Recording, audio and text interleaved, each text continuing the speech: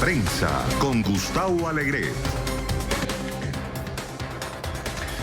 Bienvenidos a Club de Prensa. En esta oportunidad los acompañamos desde la ciudad de Nueva York. Soy Alejandro Rincón y les acompañaré en este espacio en sustitución de Gustavo Alegret. Este es el espacio de análisis de NTN 24. Recuerden ustedes que pueden seguirnos también a través de nuestras redes sociales en Twitter, @Club de Prensa NTN 24. Además, ustedes también tienen la oportunidad de seguir todo lo que debatimos en este espacio a través de nuestras transmisiones en Apple y Spotify.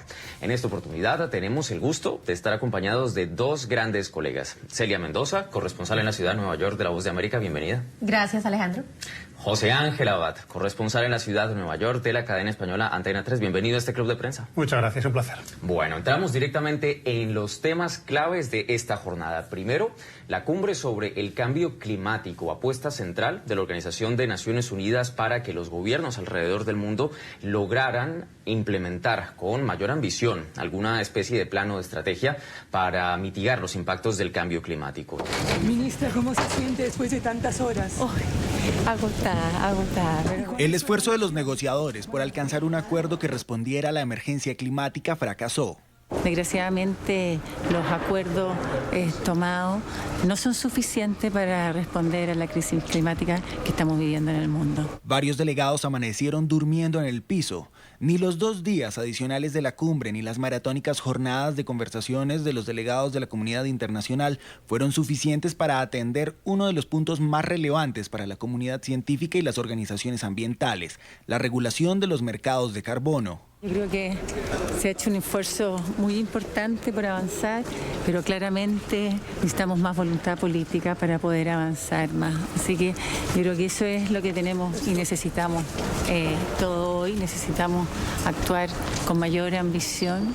La regulación de los mercados de carbono, el punto clave en las diferencias entre los países, refiere a los mecanismos de intercambio de derechos de emisiones que permiten a los países y a las empresas compensar los gases de efecto invernadero que expulsan.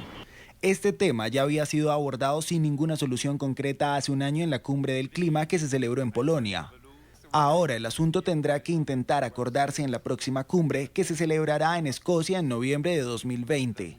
Las novedades del acuerdo que deja la conferencia en Madrid radican en la exigencia de una mayor ambición en la lucha contra el cambio climático, el reconocimiento del papel de la ciencia y la aparición de la acción de género en el proceso de lucha contra el calentamiento global. La Secretaría General de la ONU describe todo lo sucedido como una oportunidad fracasada. ¿Ustedes están de acuerdo con este concepto? Definitivamente, vimos este comunicado de prensa del secretario general de Naciones Unidas, Antonio Guterres, pero al mismo tiempo vemos cómo se le ha perdido la fuerza a este acuerdo que fue firmado con gran pompa en el año, hace alrededor de 5 años. Estamos hablando del inicio del acuerdo en París, cuando el presidente Barack Obama era el líder.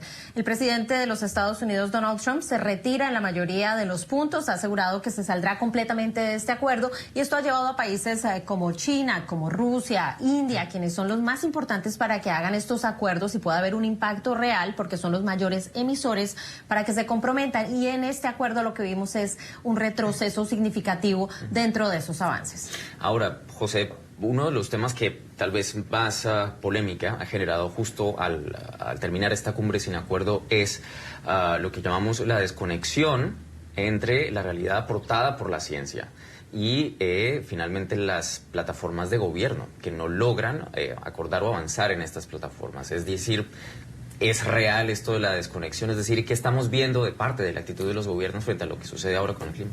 La desconexión es absolutamente real, y lo que les ocurre a los países es lo que nos ocurre tantas veces a las personas en la vida. Todo el mundo sabe qué es lo correcto y cuáles son los datos. El problema es hacerlo y ponerlo en marcha, porque lleva esfuerzo y es caro. Básicamente esa es la situación.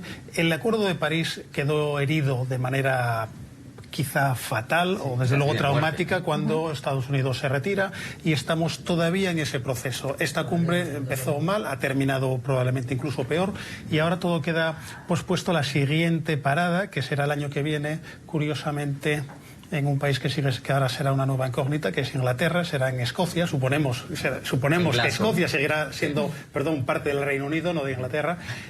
Pero lo interesante es que esa cumbre va a llegar justo después de algo absolutamente fundamental, que serán las elecciones en los Estados Unidos. Si hay una continuidad de la administración Trump, sí, el movimiento de lucha contra el cambio climático, tal y como está establecido ahora, tendrá su momento de la verdad y tendrá que hacer frente a algo que ha intentado retrasar estos años, que es un momento de realpolitik. Claro. Tenemos músculo político para sacar adelante lo que queremos y todo apunta a que no lo hay.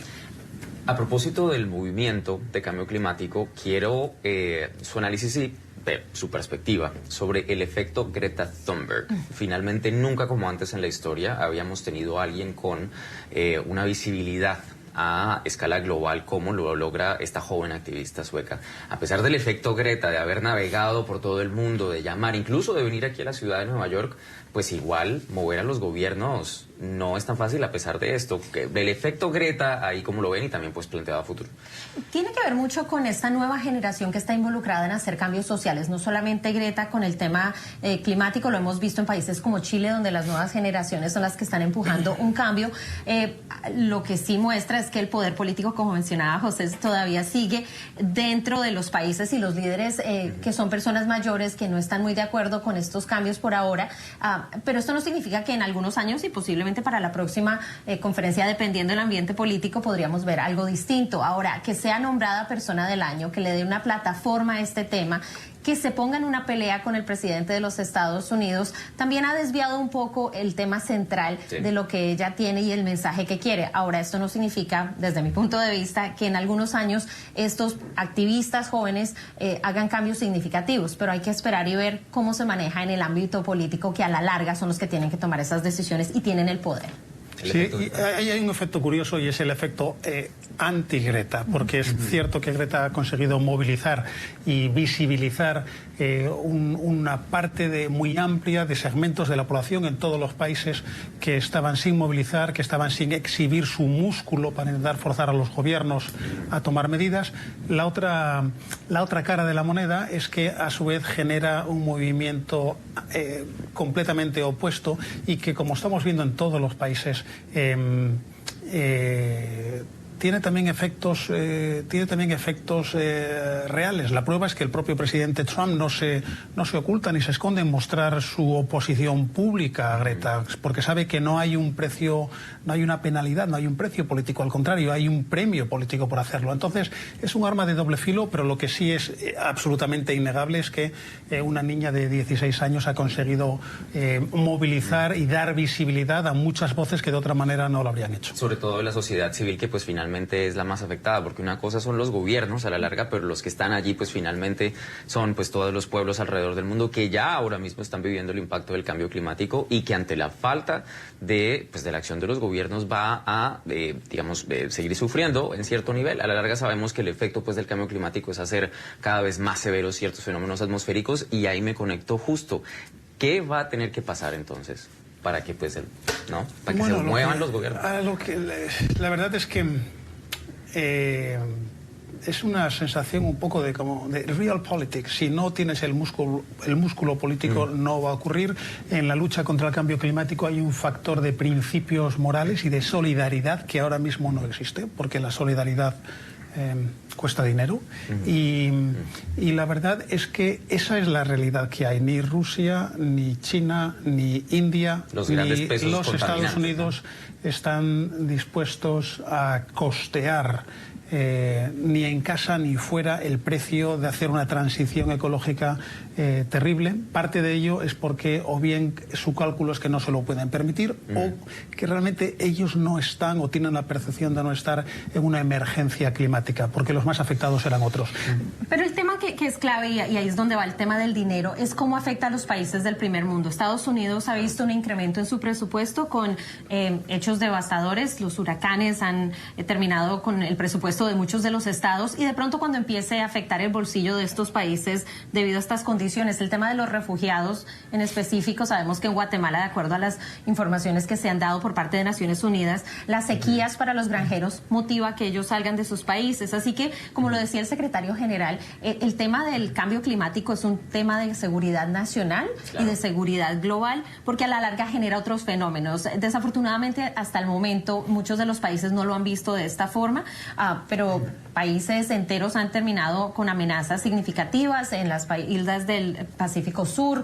Indonesia es una de estas islas que han tenido una serie, y esto obviamente genera muertes, genera un incremento en la capacidad que tienen estos países económicamente para asumir estos problemas, y eventualmente lo hemos visto en Rusia misma, o la capacidad que tienen. Incendios. Así es, y esto es algo que por lo menos el presidente Trump hasta el momento ha visto el impacto financiero, lo mencionó en algún momento cuando habló acerca de los huracanes y el dinero que se ha tenido que gastar. No sabemos si eso termina impactando la política, porque para su base republicana el tema del cambio climático no es aceptable. No es aceptable. Bueno, pues estamos hablando justo de este tema y lo empatamos allí con otro de los asuntos que también vamos a tratar hoy y que tiene justo relación directa pues con el asunto de la migración, de los desplazados climáticos pues en nuestra región, en el continente americano. Pero esto ya, digamos, conectado a una realidad de la política tanto de los Estados Unidos y de su relación con América Central. El debate por el acuerdo del tercer país seguro, y allí nosotros por ahora les vamos a invitar a ustedes a que escuchen un fragmento de una entrevista que nuestro director periodístico en los Estados Unidos, Gustavo Alegret, acaba de hacer al presidente de El Salvador, Nayib Bukele, quien justo está en medio de toda esta controversia y esta polémica sobre qué hacer con este flujo de migrantes, principalmente de América Central, que llegan a los Estados Unidos y que Estados Unidos ha decidido enviarlos a un tercer país, mientras se supone pues que se arreglan sus casos de petición de asilo en los Estados Unidos. Escuchen parte de esa entrevista. Toda esta buena relación que usted ha construido ha hecho que El Salvador se convierta en tercer país seguro de facto. Bueno, el día de hoy no tenemos todavía ni un tan solo asilado en El Salvador, y hemos dicho a Estados Unidos de que nosotros estamos dispuestos a colaborar. Nosotros somos un país que va a colaborar con Estados Unidos siempre y cuando tengamos las condiciones para colaborar. Entonces, para aceptar refugiados tenemos que tener las instalaciones para recibirlos, tenemos que tener la capacidad instalada para recibirlos. Al día de hoy no la tenemos. ¿Pero refugiados o personas migrantes que buscan asilo? Sí, es un refugio, ¿no? Nosotros estamos dispuestos a hacerlo, teniendo la capacidad instalada y teniendo las posibilidades para hacerlo. ¿Qué quiere decir tener la capacidad? Dijo usted recientemente en CBS que el país todavía no estaba preparado para procesar y atender esas solicitudes de asilo. Exacto, no estamos preparados para hacerlo, pero podemos prepararnos para hacerlo. ¿Qué necesita? Instalaciones, garantías. Nosotros no vamos a tener un campamento de tiendas de campaña, es decir, nosotros vamos a tener algo, si vamos a tener algo, vamos a tener algo que sea humano, digno, que respete las leyes internacionales y los derechos humanos. Pero estamos dispuestos a colaborar, siempre y cuando tengamos la capacidad instalada, y es lo que le hemos dicho a Estados Unidos, y está en el documento que firmamos con ellos, que ellos deben de ayudarnos a tener las capacidades instaladas para que nosotros podamos también colaborar, pero de una manera que respete los derechos humanos de las personas, que todos valemos lo mismo. Bueno, pues a juzgar por esa declaración, ese fragmento de la entrevista, pues hay muchas dudas, ¿no? De finalmente lo que podrán hacer países como El Salvador para apoyar esta política o esta mano dura de la administración Trump en manera migratoria. ¿Ustedes ven posible, ven real que un país como El Salvador, que pues ahora es como nuevo mejor amigo, ¿no?, del presidente Trump, pueda meterse en este proyecto del tercer país seguro? ¿Cómo lo ven? ¿Posible o no? Bueno, es una apuesta de la administración Trump. Parece difícil pensar que vaya a dar marcha atrás. La cuestión es si hay posibilidades de un acuerdo.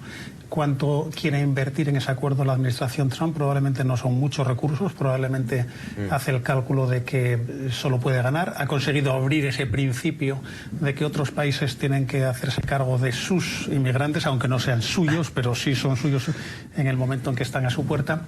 Y la impresión desde la Casa Blanca, desde Estados Unidos, es solamente cuánto tiempo nos va a llevar y cuánto nos va a costar. Pero es un poco simplista, ¿no? Como reducir todo este fenómeno tan complejo como un tema económico, como muy frío, no sé.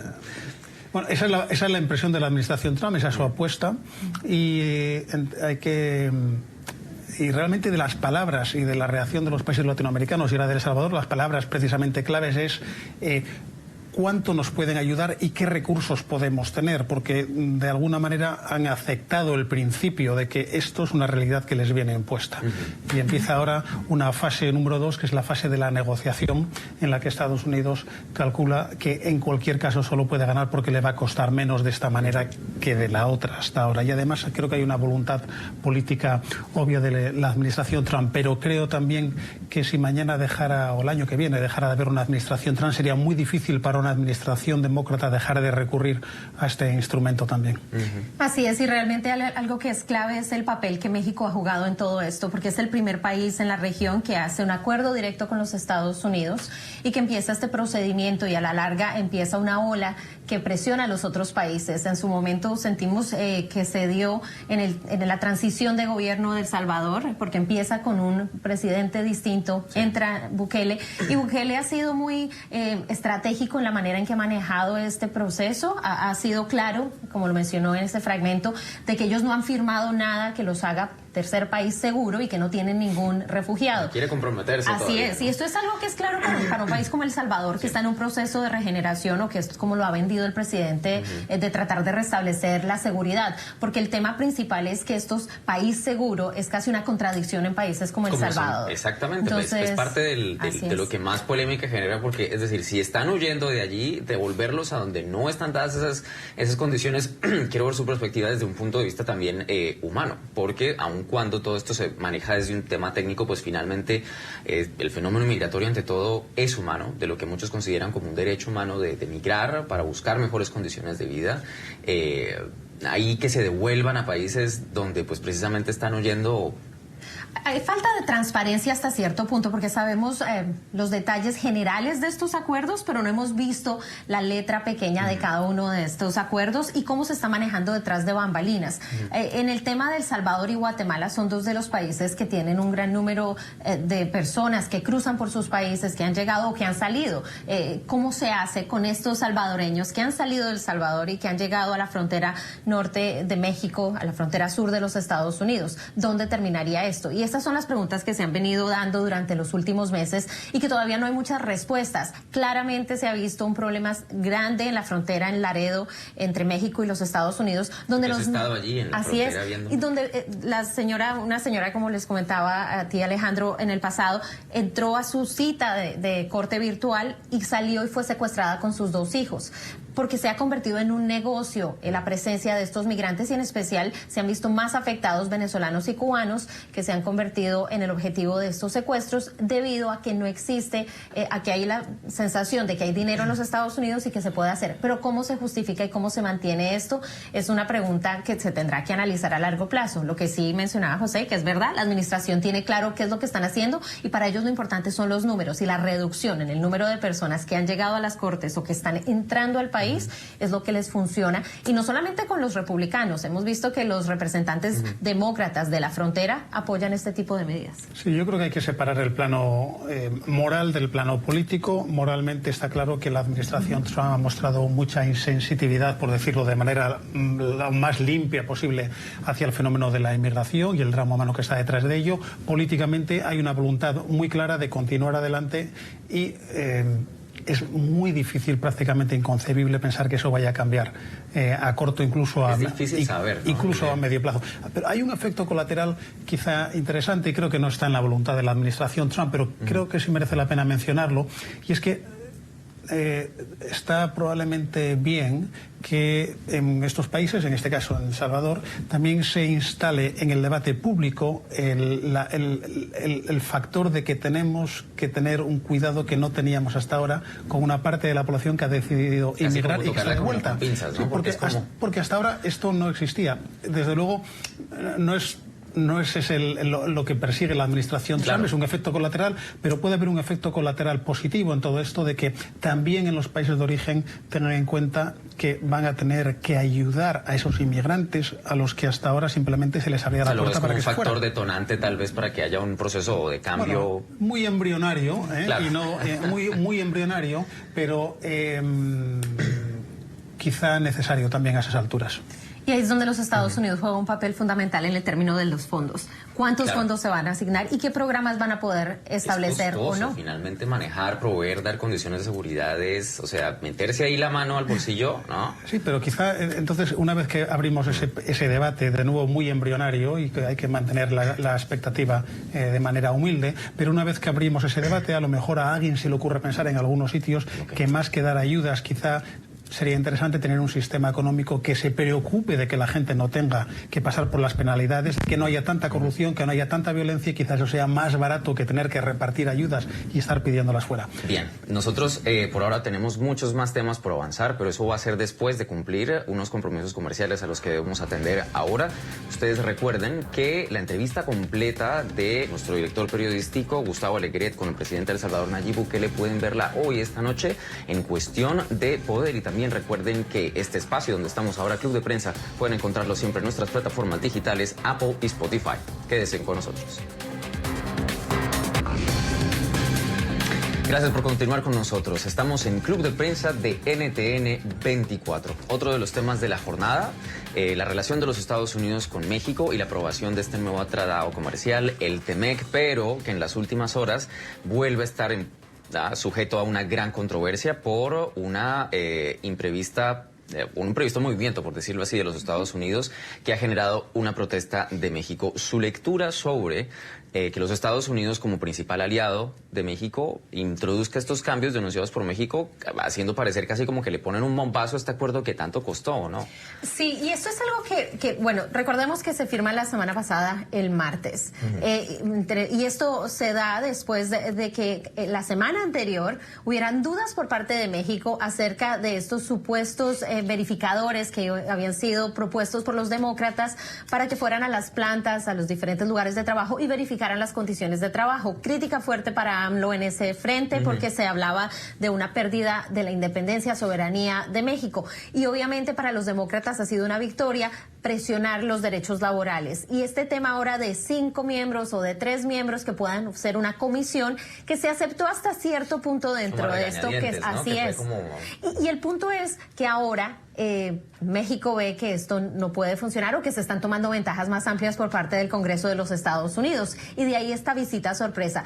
¿Cómo funciona esto en México? Manda un mensaje de que el país está buscando una forma de ir en contra de este avance que los mexicanos ven como una violación a su soberanía, pero que también para las empresas que trabajan en México podría significar entrar dentro de estas propiedades privadas y mirar cómo están funcionando. Esto es algo que obviamente tendrían ahora que luchar con esta medida, con este artículo y esta propuesta de ley que los demócratas están supuestamente ahorita debatiendo en el Congreso y que podría ser algo que se dialogue entre estos líderes negociadores. ¿Cómo se ve? Es difícil plantearlo. Sabemos que se espera que el jueves los Estados Unidos en el Congreso voten y para aprobar esta medida, y no sabemos si esto podría retrasar. Esto sería algo sorpresa si llegara a ser. ¿Ves posible que el jefe negociador, que pues sabemos de México, viajó ahorita hacia Washington, logrará hacer algo antes de la votación del jueves? Bueno, es probable que encuentren algún tipo de acomodo, sobre todo porque no existe un problema tanto real, económico, como un problema de óptica, de por qué a última hora Estados Unidos, entre comillas, mete cuchara en algo que ya se había firmado. Y la razón por la que ocurre es porque el acuerdo es demasiado goloso políticamente en Estados Unidos como para que demócratas y republicanos no intenten apropiarse en el último momento de él, sabiendo que esto por un lado ha sido una victoria para Donald Trump, por otro lado los demócratas también han reclamado su victoria porque han añadido sus condiciones, y esto forma parte de este último minuto del acuerdo de quién puede adueñarse del último punto. La víctima colateral es México. Problema real es difícil que exista, y yo creo que sí habrá un acomodo, pero es cierto, ha habido falta de sensibilidad a la hora de reconocer la soberanía de México. No, porque finalmente, pues ahí en este tema comercial, y además teniendo otro reto grande como el de la migración que veníamos hablando, o sea, como meterle ahí, como tratar de sacar provecho, esto pues no podría ser, pues esto es contraproducente finalmente pues para las intenciones de la administración Trump, ¿o no? Podría ser y no serlo, porque recordemos que esto ha sido manejado por los demócratas de una manera particular. Nancy Pelosi lanza esta noticia justo el mismo día en el que se vota para que el presidente reciba artículos en su juicio político. y esto obviamente ha sido uno de los temas que los demócratas han manejado como una victoria para mostrar que ellos sí están haciendo cosas en el gobierno y contrarrestar la retórica de la administración Trump de que los demócratas no hacen nada y que no han logrado aprobar nada. Así que para ellos es importante llegar a un acuerdo, establecer un paso, adelantar. Otra puntualización sería aclarar si esos supuestos comités son beneficiosos para los trabajadores mexicanos. Y quizá podríamos entonces abrir el debate de otra manera y quizá entonces México tendría que verse más en el espejo. Pero que sería un reflejo para ellos. Porque... Así es. Es decir, es justamente esa sería la cuestión de fondo, si esos comités serían buenos para los trabajadores mexicanos. Pero es un debate sin duda diferente de la soberanía netamente y del comercial respeto, y del respecto. Así es, porque los Estados Unidos a la larga no tendrían nada que hacer si vemos un grupo de mexicanos que vengan a revisar las condiciones de trabajo en las empresas estadounidenses. Ahora, obviamente son dos países distintos, claro. Las denuncias que se han hecho en ciudades en la frontera donde hay maquilas, donde hay abusos laborales, ese es el tipo de tema. Pero cómo se maneja realmente es político más que de derechos laborales. Bien, pues otro de los temas de la jornada está un poco más al sur de nuestro continente. Evo Morales, ahora en la Argentina, recibiendo pues allí el amparo de pues la nueva administración que está allí, del gobierno Fernández. Está reuniéndose de nuevo Evo Morales con los integrantes del Movimiento al Socialismo Más, con el objetivo pues de seguir allí, ¿no? Como quien dice, Evo está dando un mensaje muy claro, ya como lo había hecho en distintas oportunidades. Evo va para largo y ahí sigue haciendo política, pero pues ahora desde Argentina, ¿no? Es decir, ¿qué perspectiva les da, qué lectura les da de tener allí a Evo Morales haciendo política pues desde el exterior? Bueno, en un momento en el que Latinoamérica estaba girando casi al completo en una dirección opuesta a Evo Morales, a él le ha llegado ha tenido un año muy duro, pero a última hora de este año le ha llegado un regalo imprevisto, que es un apoyo que hasta ahora no iba a tener en Argentina. La cuestión es, ¿cuál es el cálculo político de Evo Morales? Sabe que ahora tiene un crédito político para operar amplio en Argentina. ¿Cuánto va a durar ese crédito? ¿Hasta dónde cree Argentina que puede llegar? Al principio del nuevo mandato del gobierno de Argentina seguro va a haber buenas promesas para Evo Morales, las está viendo, le van a dejar hacer campaña. La cuestión es cómo va a usar ese crédito Evo Morales. ¿Se va a convertir en un problema para Argentina? ¿Se va a convertir en un problema más serio para Argentina que para Bolivia? Teniendo ahorita Argentina temas tan difíciles a nivel interno, ¿no? Verse allí. Muestra un poco también, como mencionas, el resurgimiento de esta izquierda en la región.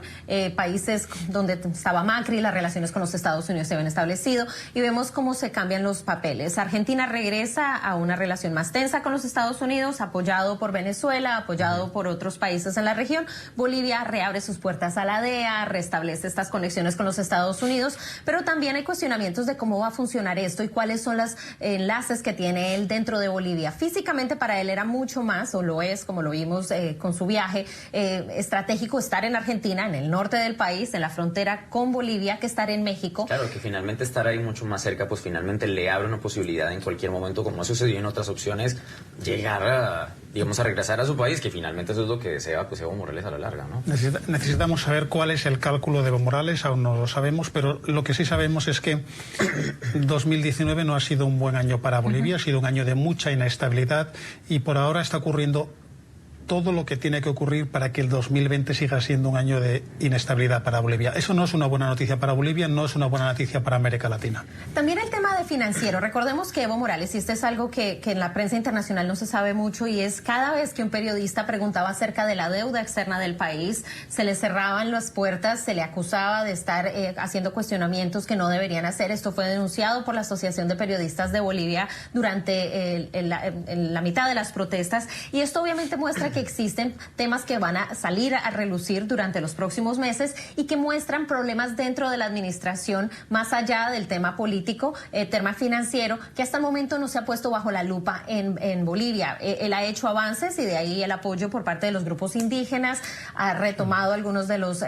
importantes estructuras de poder y también aeropuertos, otros temas que han sido claves. Con España ha tenido peleas en términos de quién es el dueño del aeropuerto, quién no, pero todo esto obviamente sin su presencia presencia y sí sus aliados dentro del Tribunal Supremo de Justicia, dentro de la política, podemos empezar a ver estos temas y cómo se desarrolla con esta posibilidad de que él regrese o no. Ahora, a la larga también, ese tema, por ejemplo, el manejo con las comunidades indígenas para un país como Bolivia es absolutamente determinante. Finalmente son la base y son la mayoría de aquellos quienes han, digamos, forjado los últimos cambios políticos en el país, y tener a Evo, digamos, apostándole al mismo, él sigue con su movimiento al socialismo, es ese mensaje absolutamente claro. Y nunca renunció a esa posición, porque hay que recordar que ahora sabemos que él nunca renunció a ser el presidente de la comunidad indígena, a pesar de ser el presidente del país, y eso es algo que se empezó a manejar como un tema de conflicto de interés, pero que nunca lo hizo, y que mantiene a este grupo de indígenas apoyándolo y que siguen hoy presionando para que él regrese. Bien, nosotros todavía tenemos mucho más tema por analizar. En este espacio Club de Prensa debemos ir a un nuevo espacio para cumplir con nuestros compromisos comerciales. Quédense con nosotros, ya regresamos. Gracias por continuar con nosotros en Club de Prensa, hoy desde la ciudad de Nueva York. Otro de los temas centrales de la jornada, Brexit. El Reino Unido vuelve a encaminarse, al parecer, hacia esta fase de salida definitiva, un momento de tensión política, de una enorme polarización allí en territorio británico, y pues la victoria que ha tenido pues el que se mantiene pues como primer ministro no solo profundiza pues este espacio de debate sobre la fase de salida del país pues de la Unión Europea. Lo que viene ahora es cada más inminente esta posibilidad. Su lectura sobre lo que sucedió en materia política en las últimas horas allí en el Reino Unido. Bueno, lo primero es asumir, aceptar y no dudar de que el mapa político en el Reino Unido y en todo lo relacionado al Brexit ha cambiado absolutamente.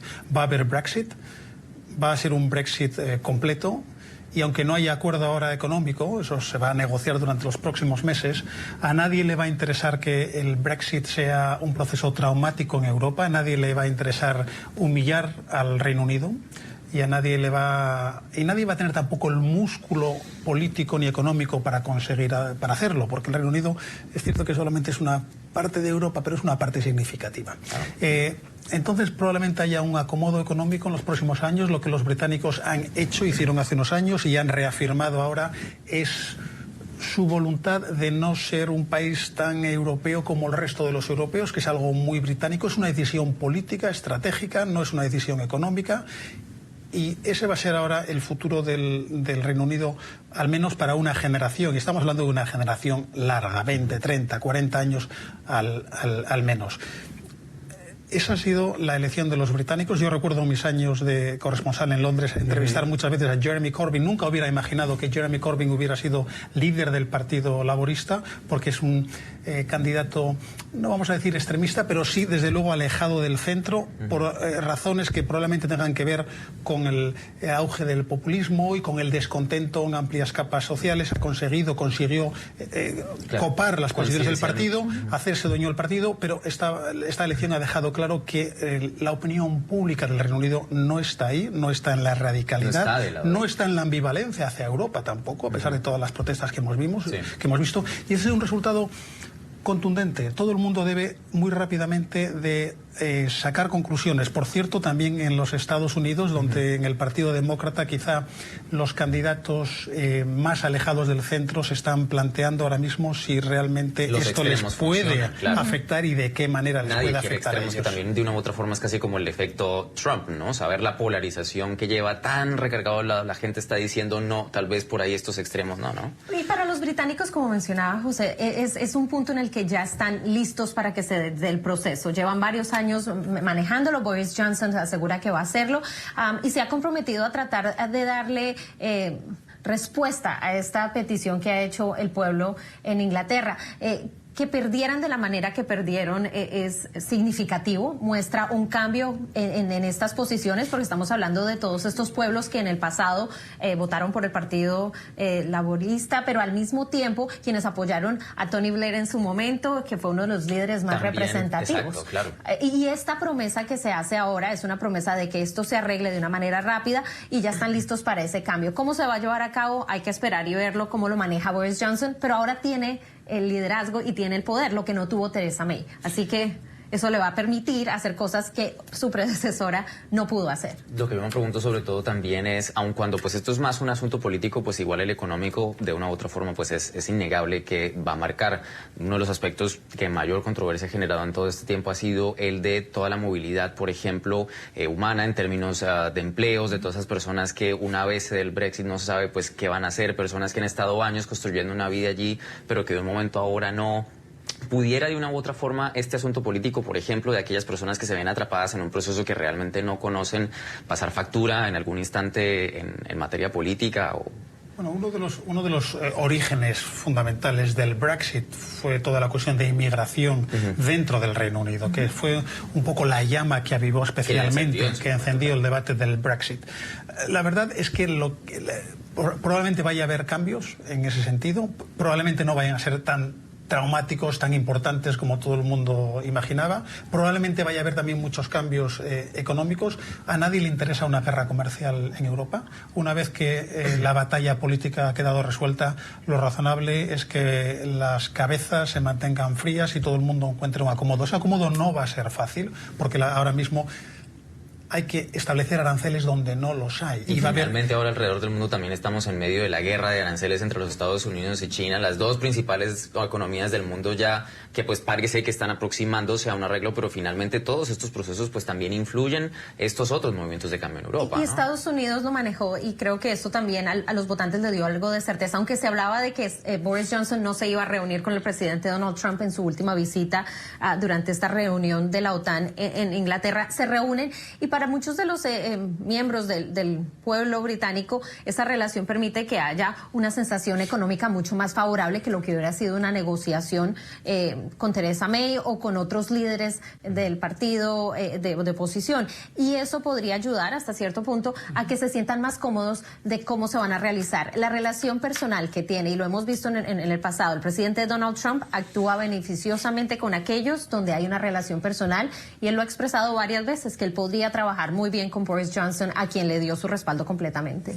Hay dos incógnitas muy importantes. Una es si Boris Johnson tiene voluntad de darle de verdad la espalda a Europa y abrazar a los Estados Unidos, o si va a ofrecer una nueva imagen de acomodo, de buscar un nuevo acuerdo realmente próximo con Europa. La mitad de las exportaciones británicas van a la Unión Europea. Exacto. ¿De verdad cree que puede transformar la economía británica de manera no dramática? Y la otra incógnita muy importante, la Unión Europea se ha mantenido unida hasta ahora en todas sus negociaciones sobre el Brexit. Dentro de la Unión Europea los intereses no son los mismos los de Alemania que los de España, que los de Italia, que los de Dinamarca.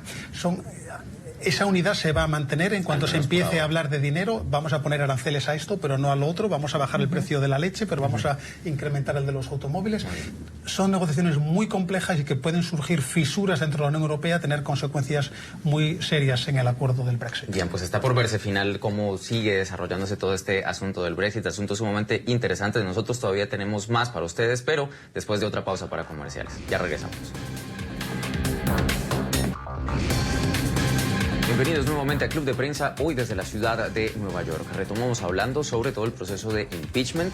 Sigue cargándose este proceso político aquí en los Estados Unidos luego de que el New York Times, este peso pesado de la opinión pública en la Unión Americana, llama formalmente a que se concluya este proceso en contra del actual ocupante de la Casa Blanca. ¿Ven, digamos, como parte de esto del proceso? O sea, ¿va a ayudar este concepto del New York Times a que se avance y se concluya el impeachment, sí o no?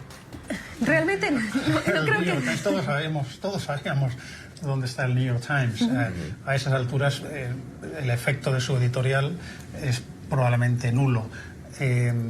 Todo el mundo sabe que vamos a asistir a una semana absolutamente histórica. Siempre usamos con exceso el término histórico. Esta lo va a ser verdaderamente. Drama político igual en todo caso, para bien o para mal, es drama político, debate. La única cuestión es si va a haber alguna sorpresa, porque si no hay ninguna sorpresa, que es lo más probable que no la haya, el resultado todos sabemos lo que va a ser, y lo único que estamos viendo es el precio en los márgenes, si va a haber algún demócrata que vote con los republicanos, algún republicano que vote con los demócratas, pero serán notas a pie de página. Parece que el proceso...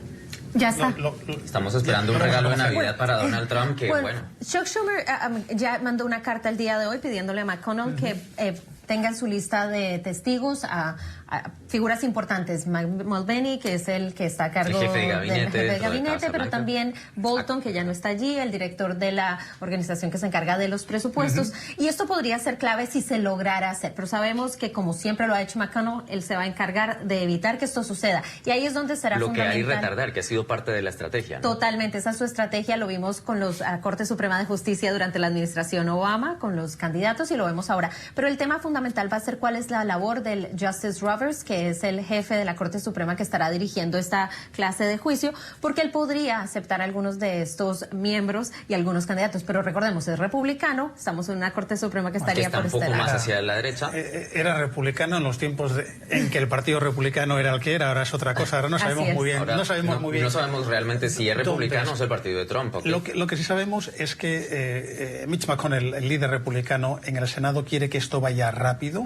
La razón por la que quiere que vaya rápido, la razón oficial, es porque no quieren que haya, creen que no hay razones para el impeachment. Cuanto antes se cierre este capítulo mejor. Pero hay otra razón, y es que dentro del Partido Republicano también hay más fisuras de lo que parece. Están divididos también. Porque abrir el melón de traer a nuevos testigos, como quiere el Partido Demócrata. Los republicanos tendrían que aportar su propia lista, y ahí habría muchas divisiones. Y diferencias. Muchas diferencias. Y para traer a testigos hace falta una mayoría simple. Quizá Mitch McConnell no tendría esa mayoría simple. Así es. Y son 4 votos los que necesita Chuck Schumer, y en los que se está enfocando. Estamos hablando de Mitt Romney, del Collins, los cuales podrían decir, y podrían hacer lo que sucedió durante el Kavanaugh, el juez, cuando estaban buscándose allí. Y puede ser que voten en contra de que se remueva al presidente, pero necesitan votar a favor de que se haga una investigación, o por lo menos una evidencia completa. Y ahí podría McConnell no tener los votos suficientes. Estamos encaminándonos en todo caso pues a una semana dramática, ¿no? Si me permites, Alejandro, todo el mundo tiene una opinión sobre las consecuencias del impeachment, a quién va a ayudar, quién va a salir perjudicado.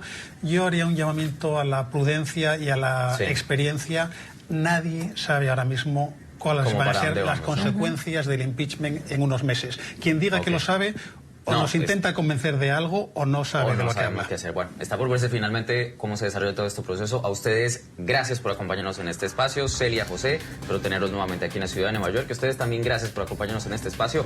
Continúen con más de la programación de NTN 24, el canal de las Américas.